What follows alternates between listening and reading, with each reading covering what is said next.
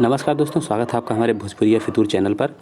तो दोस्तों, आप लोग जान रहे हैं कि आज जो है आजमगढ़ का उपचुनाव है लोकसभा का, और उसमें खेसारी लाल यादव प्रचार करने नहीं गए। ये बहुत ही बड़ा एक सबके मन में प्रश्न उठ रहा है कि आखिर खेसारी लाल यादव निरहू का प्रचार करने क्यों नहीं गए।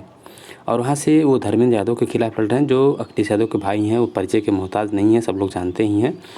और निरहू भी किसी परिचय के मोहताज नहीं है, ये भी भोजपुरी के स्टार हैं। लेकिन भोजपुरी के जितने स्टार थे सभी लोग निरहू के प्रचार में गए, चाहे पवन सिंह हों, चाहे आम्रपाली दुबे हों, चाहे फिर मनोज तिवारी हों या रवि किशन हो, सभी लोग गए। लेकिन खेसारी लाल यादव इनके प्रचार में नहीं गए। तो क्या दोस्तों दोनों लोगों में कोई विवाद हुआ है? आखिर क्यों नहीं गए खेसारी लाल यादव, जबकि इनकी वहाँ बहुत डिमांड थी काफ़ी।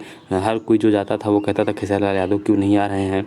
तो दोस्तों, इसकी वजह मैं आपको बता रहा हूँ। इसकी वजह 2-3 हो सकती है जिसकी वजह से खेसारी लाल यादव चुनाव प्रचार में नहीं गए। पहली वजह ये है कि दोस्तों, निरहू ने जब इनका नामांकन था तो इन्होंने पवन सिंह को बुलाया था अपने नामांकन में। और कहीं ना कहीं सब लोगों से छुपा नहीं है कि खेसारी लाल यादव और पवन सिंह में कहीं ना कहीं दोनों लोगों में शीत युद्ध चलता रहता है। मैं दुश्मनी नहीं कहूँगा, लेकिन फिर भी एक शीत युद्ध चलता रहता है। दोनों लोगों के जो समर्थक हैं और ये लोग भी कभी कभी एक दूसरे पर कुछ ना कुछ छींटाकशी करते रहते हैं।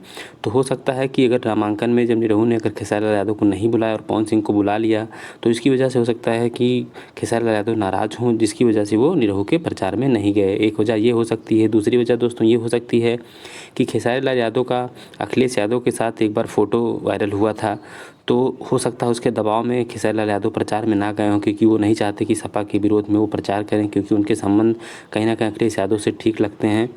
और दोस्तों, तीसरी वजह ये हो सकती है कि खेसारी लाल यादव एक ऐसे गायक हैं भोजपुरी के, क्योंकि वो किसी दलगत राजनीति में नहीं फंसना चाहते हैं, किसी भी पार्टी का बहुत ज़्यादा प्रचार खुल के नहीं करना चाहते हैं।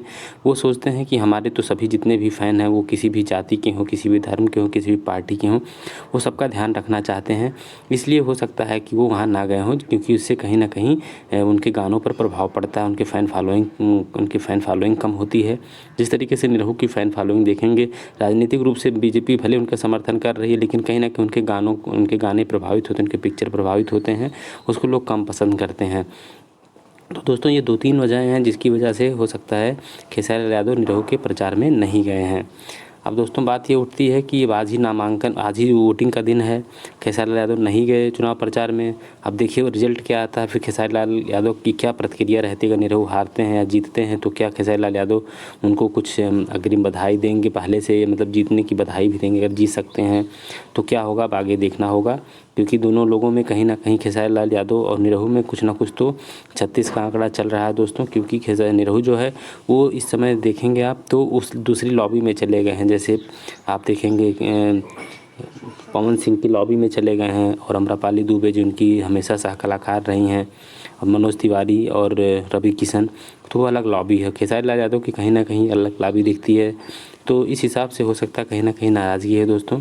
तो अगर आप और कुछ आप हमारे साथ बने रहें, चैनल को सब्सक्राइब नहीं किए तो सब्सक्राइब करते रहिए और शेयर लाइक भी करते रहिए। फिर मिलते हैं अगली वीडियो में दोस्तों।